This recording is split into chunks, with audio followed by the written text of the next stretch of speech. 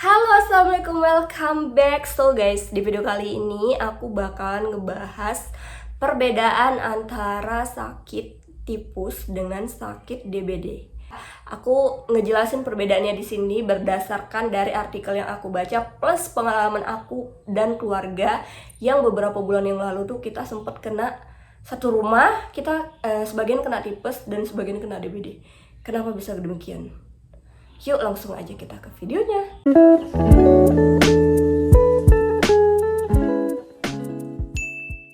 Oh ya, jadi karena aku bukan orang-orang yang dari dunia kesehatan itu, kalau misalnya nanti penjelasan aku ada yang salah-salah, kalian bisa benerin di kolom komentar. Nah jadi guys, sebenarnya penyakit tipus dan DBD itu beda banget ya, walaupun gejalanya tuh kayak hampir sama, tapi banyak banget perbedaan antara sakit tipus dan DBD.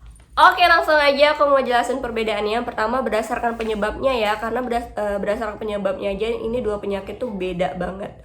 Nah, kalau DBD itu terjadi karena infeksi virus dengue yang ditularkan melalui gigitan nyamuk. Sementara kalau misalnya tipus sendiri itu disebabkan oleh bakteri Salmonella yang bisa masuk ke tubuh kita tuh melalui makanan. Nah oke, untuk perbedaan yang kedua itu berdasarkan demamnya. Jadi kalau misalnya DBD ini demamnya langsung tinggi, jadi dia tiba-tiba kita demam sampai suhunya itu bisa sampai ke 40 derajat Celcius. Pokoknya kayak tadinya kita tuh BB aja, tapi tiba-tiba tuh langsung demam tinggi gitu lah kalau DBD itu. Nah kalau tipes itu sendiri itu demamnya itu bertahap guys, jadi nggak langsung tinggi. Biasanya kayak demam biasa gitu kan, tapi nggak sembuh-sembuh gitu, lama bisa juga tinggi dan bisa mencapai suhu ke 40 derajat Celcius. Nah untuk perbedaan yang kedua ini berdasarkan gejala lain. Kalau misalnya DBD itu disertai sama gejala lain yang khas gitu ya, yang muncul sama si penderitanya.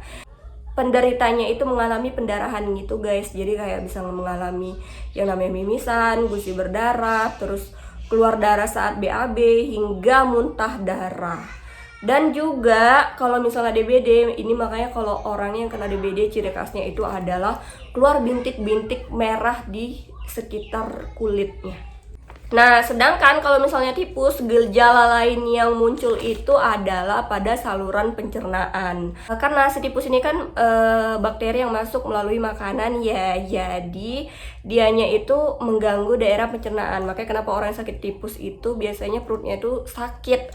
Entah itu sembelit atau susah BAB ya, ada juga sebagian yang jadinya tuh diare atau tuh kayak BAB terus nyeri bagian perutnya hingga rasa tidak nyaman di perut. Pokoknya ciri khas utama dari si pengidap tipes ini selain demam itu adalah ada masalah di bagian perutnya. Oke, untuk perbedaan yang keempat ini berdasarkan komplikasinya. Jadi kalau DBD sendiri itu komplikasinya itu bisa ke kerusakan pada pembuluh darah guys, yang menyebabkan pendarahan, dan kondisi ini tuh kayak bisa berujung pada kegagalan pada sistem organ dalam gitu dan menyebabkan kematian. Jadi DBD ini sangat-sangat bahaya ya menurut aku daripada tipes itu sendiri.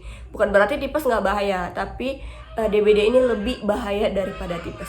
Sedangkan ya kalau tipes itu sendiri komplikasinya itu ke usus berlubang yang dapat membuat isi usus tuh bocor ke rongga perut dan menimbulkan infeksi. Jadi lagi-lagi kalau tipus ini tuh komplikasinya lebih ke perut sih. Oke guys, sekarang aku mau sinkronkan sama cerita keluarganya aku. Jadi beberapa bulan yang lalu itu kita mengalami masa-masa yang kelam, gimana kita satu keluarga kita sakit guys, sebagian kena tipus dan sebagian kena DBD di waktu yang bersamaan. Maksudnya nggak bersamaan sekaligus sakit semua gitu sih, tapi kayak aku dulu, setelah anakku, mertuaku, dan setelah itu yang terakhir adalah suamiku.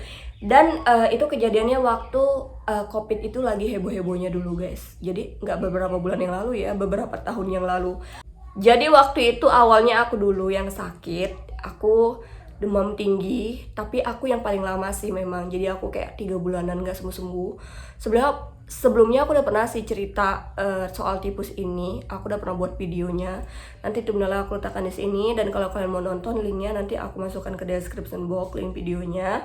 Nah, jadi waktu itu yang anehnya kitanya ini kayak ketularan gitu kan. Karena kan tipus ataupun DBD sendiri itu nular banget ya, cepet banget menularnya, apalagi kita satu rumah. Jadi waktu itu aku kena tipus, tapi yang lainnya itu kena DBD. Anakku, mertua, sama suami kena DBD. Aku nggak tahu kenapa sih beda kayak gitu, walaupun kayaknya kita ketularan antara satu sama lain gitu, tapi kenapa jatuhnya vonisnya itu beda ya. Nah, jadi sebenarnya aku nggak tahu ya kenapa itu bisa beda, karena kita tahu kenapa kita kena tipes itu waktu itu kita berdasarkan tes darah, dan kebetulan aku tes darah di tempat yang berbeda sama ketiga keluarganya aku, suami, anak, dan mertuanya aku ini.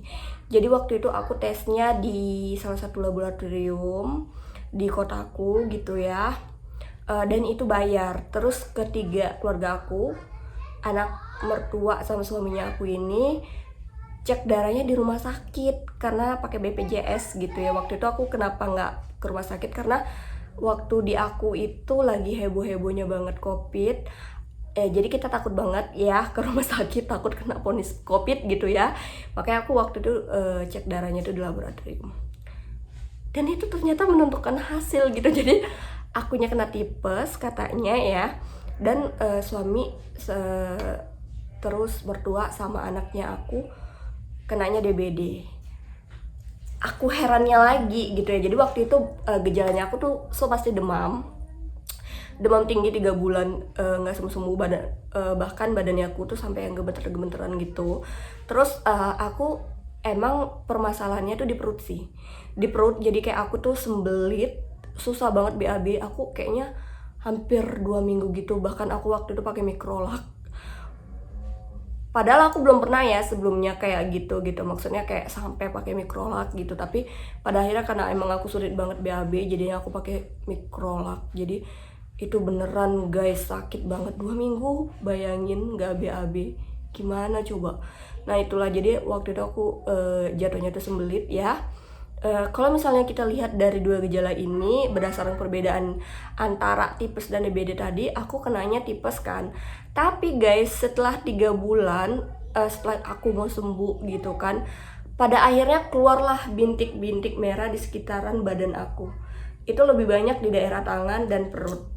Kalau misalnya kan aku tinggal di desa ya, namanya itu kerumut sih biasanya. Aku nggak tahu sebenarnya kerumut itu hampir sama atau nggak bintiknya sama bintik yang dibilang di DBD tadi gitu.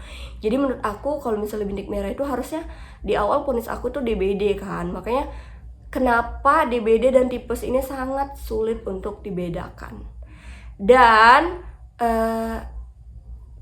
setelah aku cek darah, itu kata orang yang di labnya kenapa aku dibilang tipes, karena trombositnya aku itu nggak terlalu turun gitu, maksudnya kayak normal. Jadi kayak suami aku, anak aku, mertua aku kenapa dibilang DBD, karena trombositnya mereka turun banget, makanya mereka dibilang DBD. Aku kurang ngerti sih masalah trombosit ini. Kalau misalnya kalian nanti ada yang orang-orang dari dunia kedokteran gitu, kalian bisa langsung komen di bawah ya. So jadi itu aja sih penjelasan dari aku. Jadi perbedaan antara DBD dan tipus sendiri itu kalian bisa sesuaiin lah sama gejala yang kalian alami, terus sama penjelasan aku di awal tadi. Sekian aja, semoga video ini bermanfaat ya. Assalamualaikum warahmatullahi wabarakatuh. Bye bye.